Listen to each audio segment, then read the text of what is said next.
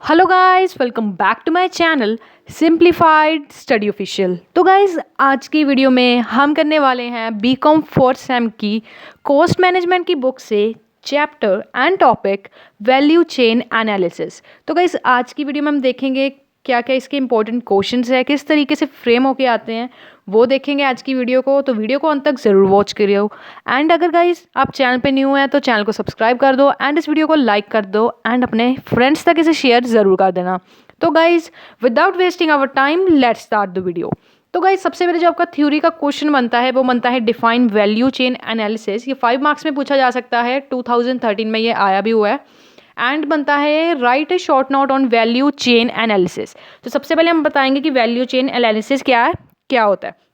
तो guys, value chain analysis एक ऐसा सिस्टमेटिक अप्रोच है जिसमें हम क्या करते हैं, अपना कॉम्पिटिटिव एडवांटेज क्या है उसे डेवलप करते हैं। मतलब वैल्यू चेन एनालिसिस में हम क्या करते हैं, अपना कॉम्पिटिटिव एडवांटेज है उसे क्या करते हैं, डेवलप करते हैं। ठीक है, तो ये जो वैल्यू चेन एनालिसिस है, ये जो सिस्टमेटिक अप्रोच है, ये किसने दिया है, माइकल पोर्टर ने अपनी बुक में, जिसका नाम है competitive advantage creating and sustaining superior performance, जो दिया है 1985 में। ये लाइन आपको ज़रूर से लिख के आनी है।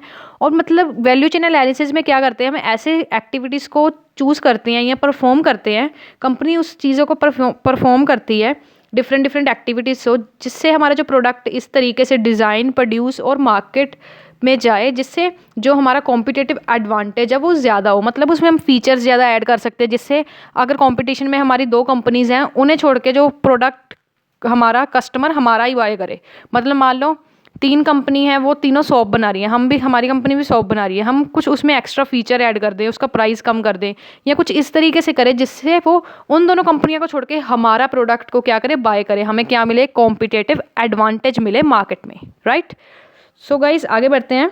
इसमें अब आती है हमारी एक्टिविटीज़। ठीक है, माइकल पोर्टर जो हैं, जिन्होंने ये वैल्यू चेन एनालिसिस दी हैं, उनके अकॉर्डिंग जो एक्टिविटीज़ है बिजनेस की, वो हम 2 हेडिंग्स में डाल सकते हैं। पहली आएगी प्राइमरी एक्टिविटीज़। प्राइमरी एक्टिविटी वो एक्टिविटीज़ होती हैं जो डायरेक्टली जुड़ी होती हैं मैन्युफैक्चरिंग और मतलब जो ये प्राइमरी एक्टिविटीज़ होती हैं, ये जो एक्टिविटीज़ है ये किससे जुड़ी होती है, किससे कंसर्न्ड होती हैं, मैन्युफैक्चरिंग और डिलीवरिंग ए प्रोडक्ट। मतलब इसमें हम मैन्युफैक्चर करते हैं गुड्स को और डिलीवर करते हैं प्रोडक्ट को कस्टमर तक। इनबाउंड लॉजिस्टिक वो एक्टिविटीज़ होती हैं जो परचेज एंड स्टोरेज, जहाँ पे हम मटेरियल को परचेज करते हैं और स्टोर करते हैं। ऑपरेशंस में क्या होता है कि हम इनपुट को फाइनल प्रोडक्ट में क्या करते हैं, कन्वर्ट करते हैं। मतलब अगर हम आटा लें, आटे के बिस्कुट बना रहे हैं, तो आटे को हम क्या कहाँ पे कन्वर्ट करेंगे, बिस्किट्स में। आउटवर्ड लॉजिस्टिक क्या होगा, जिसमें हम फाइनल प्रोडक्ट को क्या करेंगे, अवेलेबल, मतलब फाइनल प्रोडक्ट को मार्केट में लाएंगे जिससे वो कस्टमर्स तक पहुंच सके। उसके बाद मार्केटिंग एंड सेल्स। तो गाइज आपको पता ही होगा, मार्केटिंग में हम क्या करेंगे, एडवर्टाइजमेंट्स देंगे मोबाइल्स में, ठीक है, टीवीज़ में देंगे, जिससे हमारा जो प्रोडक्ट है उसकी क्या हो, सेल्स इंक्रीज़ हो। तो अगर सेल्स इंक्रीज़ होगी तो क्या होगा, अगर सेल्स इंक्रीज़ होंगे तो हमें क्या होगी, रिवेन्यू होगी। मार्केटिंग एंड सेल्स में यही चीज़ आ जाती है कि हम एक्टिविटीज़, मतलब वो एक्टिविटीज़ या वो काम जो हम करेंगे जिससे जो बायर है वो अवेयर हो। तो नेक्स्ट गाइज हमारी हेडिंग आ जाएगी सर्विसेज। सर्विसेज वो एक्टिविटीज़ होती हैं जो हम मेंटेन करते हैं, एसोसिएट करते हैं, जिससे जो प्रोडक्ट सोल्ड हो जाता है। मतलब आफ्टर सेल सर्विसेज आप कह सकते हो, जैसे आपने एक फॉर एग्जांपल आपने एसी खरीदा एंड एसी खरीदने के बाद आपको एक आफ्टर सेल सर्विसेज हम अपनी कंपनी की तरफ से दे रहे हैं। इससे हमारा कॉम्पिटिटिव एडवांटेज क्या होगा, वो भी ईज होगा, क्योंकि हम क्या कर रहे हैं, आफ्टर सेल सर्विसेज दे रहे हैं। ठीक है, कंप्लेन हैंडलिंग दे रहे हैं, ट्रेनिंग दे रहे हैं। ठीक है, ये सभी चीज़ें हमारी आ जाती हैं सर्विसेज में। उसके बाद गाइज हमारी आ जाती हैं सपोर्ट सर्विसेज। सपोर्ट सर्विसेज कौन सी होती हैं, support services are those which are not directly involve in productions. Support services वो एक्टिविटीज़ होती हैं जो प्रोडक्शन में डायरेक्टली इन्वॉल्व नहीं होती, बट ये एफिशिएंसी और इफ़ेक्टिवनेस प्राइमरी एक्टिविटीज़ की इंक्रीज़ करती हैं। इसमें क्या सपोर्ट एक्टिविटीज़ में क्या क्या चीज़ें इंक्लूड आ जाती है। सबसे पहले आ जाता है प्रोक्योरमेंट। प्रोक्योरमेंट क्या होता है, it involve procuring resources and utilities to carrying out primary and secondary activity. इसमें हम प्रोक्योर करते हैं रिसोर्सेज और यूटिलिटीज़, जैसे कि रॉ मटेरियल, जिससे जो हमारी प्राइमरी एंड सेकेंडरी एक्टिविटीज़ है वो अच्छी तरीके से हो सके, और हमारा इसमें एम क्या होता है, best quality of product. Next आएगा टेक्नोलॉजी डेवलपमेंट। टेक्नोलॉजी डेवलपमेंट में मतलब जो हमारी ऑपरेशंस चल रहे हैं, हम टेक्नोलॉजी को डेवलप करेंगे जिससे जो हमारे काम चल रहा है, ठीक है, मैन्युफैक्चरिंग चल रही है, कुछ भी चल रहा है, ऑपरेशंस चल रहे हैं कंपनी के अंदर, वो इफेक्टिव हों, जिससे कॉस्ट रिड्यूस हो, हमारा कॉम्पिटिटिव एडवांटेज बढ़े और प्रॉफिट भी इंक्रीज़ हो। उसके बाद आ जाएगा HRM, ह्यूमन रिसोर्स मैनेजमेंट। ये क्या होता है? HRM का मतलब होता है जिसमें हम न्यू पर्सन को रिक्रूट करते हैं, मतलब अपनी न्यू जॉब्स देते हैं, हमारी कंपनी में प्लेस करते हैं, मोटिवेट करते हैं। और जब जो पर्सनस होते हैं, जैसे कोई भी सेल्समैन है, अगर वो अच्छा काम कर रहा है, हम उससे क्या देंगे? रिवॉर्ड करेंगे। फॉर्म इंफ्रास्ट्रक्चर क्या होता है? फॉर्म इंफ्रास्ट्रक्चर एक वाइड रेंज सपोर्ट सिस्टम होता है जिसमें मैनेजमेंट होती है, प्लानिंग होती है, फाइनेंस होती है, अकाउंटिंग होती है, कंट्रोल, क्वालिटी कंट्रोल होता है।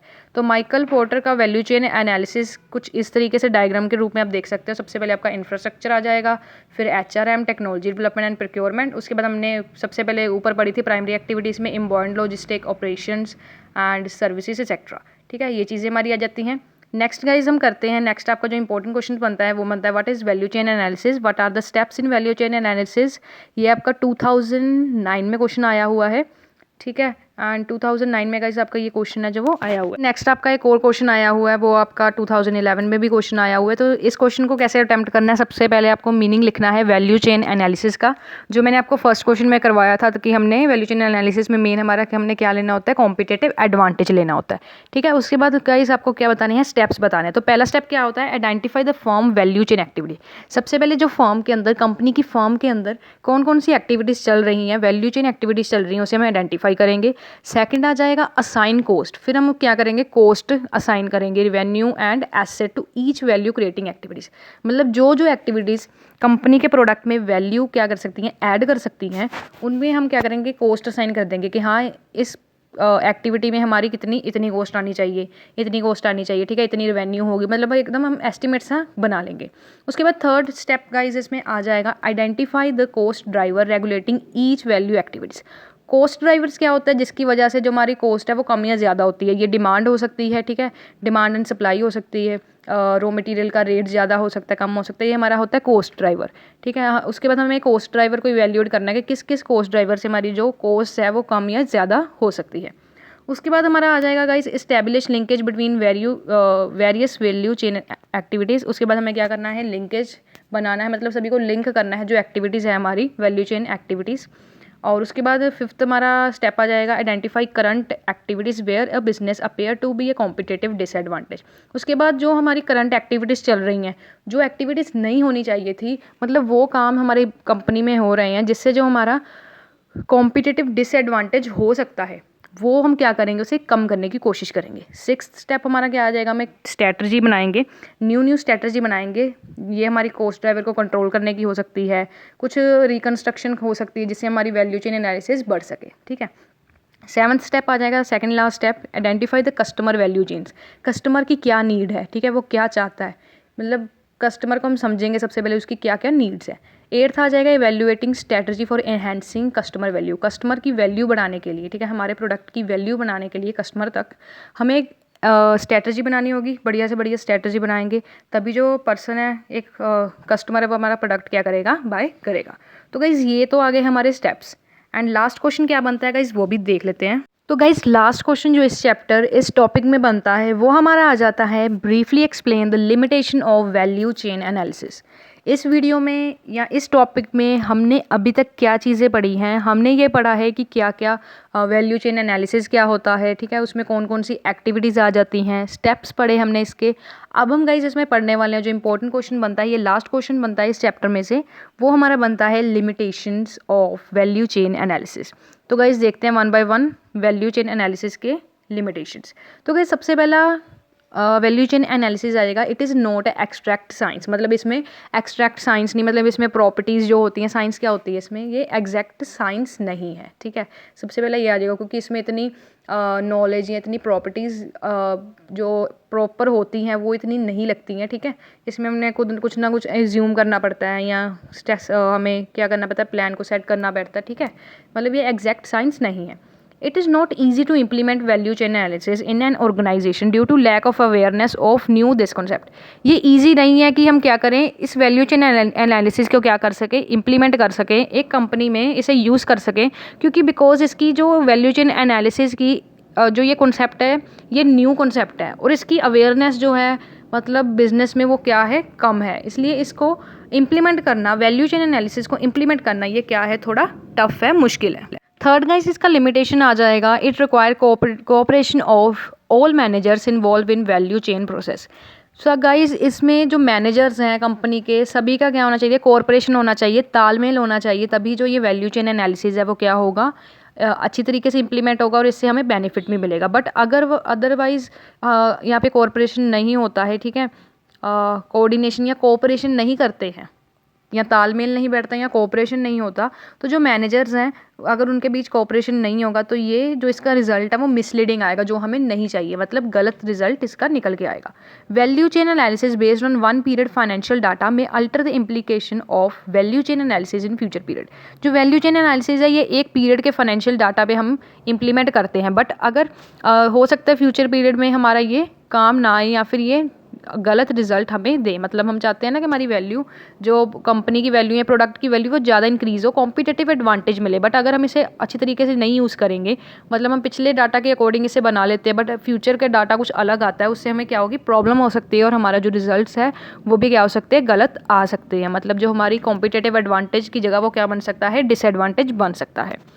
फिफ्थ डिसएडवांटेज गाइज इसका क्या है, फिफ्थ डिसएडवांटेज इसका है finding the cost and revenue for each value chain activity sometime present serious difficulty. अगर हम फाइंड करेंगे कॉस्ट और रिवेन्यू को ईच वैल्यू चेन एक्टिविटीज़ की, ये कई बार सीरियस, मतलब काफ़ी मुश्किल भरा बन जाता है। सबसे पहले हमें सभी एक्टिविटीज़ की कॉस्ट को ढूंढने में काफ़ी टाइम भी लगता है, मुश्किल भी लगता है और पैसा भी लगता है, ठीक है। और सिक्स्थ इसका जो डिसएडवांटेज है वो गाइज आ जाता है, identifying stages in industries value chain is strictly a judgement. मतलब अगर हम आइडेंटिफाई करें स्टेजेस को एक इंडस्ट्री वैल्यू चेन एनालिसिस में, वो काफ़ी क्या हो जाता है, मतलब उसे जज करने में हमें काफ़ी डिफ़िकल्टी हो जाती है। हम सभी जैसे स्टेजेस बनाएंगे, जैसे प्राइमरी स्टेज हमने पढ़ी, सेकेंडरी स्टेज, उसको सभी को करने में हमें काफ़ी डिफ़िकल्टी होगी, टाइम कंज्यूमिंग भी होगा एंड कॉस्ट इंक्रीज़ भी होगी इससे। अगर हमारी कॉस्ट इंक्रीज़ होगी, टाइम कम होगा, इफ़ेक्टिवनेस और एफिशिएंसी अगर नहीं आएगी तो इस एनालिसिस का क्या फ़ायदा, राइट। सो गाइज़ ये आ गए इसके डिसएडवांटेजेस। तो गाइज़ इस वीडियो में हमने वैल्यू चेन एनालिसिस का टॉपिक पूरा रीड किया, इसमें जो एक्टिविटीज़ हैं वो देखी एंड उसके बाद गाइज़ हमने इसमें क्या किया, जो माइकल पोर्टर का वैल्यू चेन का मॉडल था वो हमने इसमें रीड आउट किया एंड इसमें हमने स्टेप्स देखे जो काफ़ी इंपॉर्टेंट एग्जाम्स में आपसे पूछ लिए जाते हैं एंड लिमिटेशंस देखे इस वीडियो में। तो गाइज़ अगर आपको ये 15 मार्क्स का क्वेश्चन आएगा, मैंने जितना आपको कराया आपको सारा का सारा बिल्कुल एज इट इज़ लिख के आना है, तभी गाइज़ आपके 15 में से 13 to 14 नंबर अच्छी तरीके से मिल जाएंगे। तो गाइज़ आज की वीडियो में इतना ही। अगर गाइज़ आपको ये वीडियो अच्छी लगी हो तो प्लीज़ इस चैनल को सब्सक्राइब कर देना। और गाइज़ मैंने एडवांस अकाउंटिंग, कॉस्ट मैनेजमेंट और इंग्लिश की और भी सब्जेक्ट्स की मैंने सारी प्लेलिस्ट बना दी है, जिसका मैं लिंक आपको डिस्क्रिप्शन में भी दे दूँगी, आप चेकआउट कर सकते हैं। सो गाइज़ मैंने और भी वीडियोस बना दी और एडवांस अकाउंटिंग की गाइज़ मैंने इंपॉर्टेंट क्वेश्चंस की भी वीडियो बना दी और कॉस्ट मैनेजमेंट की भी बना दी है। आप यूट्यूब के सर्च बार में लिख सकते हैं important questions BCom 4th sem advance accounting simplified study official, तो आपको गाइस मेरी वीडियो मिल जाएगी, नहीं तो मैं प्लेलिस्ट बना दूंगी एक इंपॉर्टेंट क्वेश्चंस वाली, जहाँ पे आपको वो वीडियो मिल जाएगी। तो गाइज़ होप सो गाइज़ आपको ये वीडियो अच्छी लगी होगी। तो गाइज़ आपको ये वीडियो अच्छी लगी तो प्लीज़ लाइक कर दो इस वीडियो को एंड प्लीज़ गाइज़ इसे शेयर भी कर दो अपने फ्रेंड्स तक एंड इस चैनल को सब्सक्राइब करना बिल्कुल मत भूलना, क्योंकि गाइज़ ऐसी वीडियोज़ आती रहेंगी, किस तरीके से क्वेश्चन फ्रेम होता है, किस तरह से वो फाइनल में आता है एंड डिफरेंट टॉपिक्स के बारे में वीडियो बनाती रहती हूँ। तो आपको सब्सक्राइब करके ज़रूर से रख लेना चाहिए ये चैनल एंड और किसी टॉपिक पे या किसी सब्जेक्ट के आपको डिफ़िकल्टी आ रही है तो आप मुझे कमेंट करके बता सकते हैं। Definitely I will make sure कि मैं उस पर वीडियो बनाऊंगी। So meet you soon in the next video with the next topic. Thanks for watching this video guys. Thanks for watching this video guys, and don't forget to like, comment and share for more videos like this.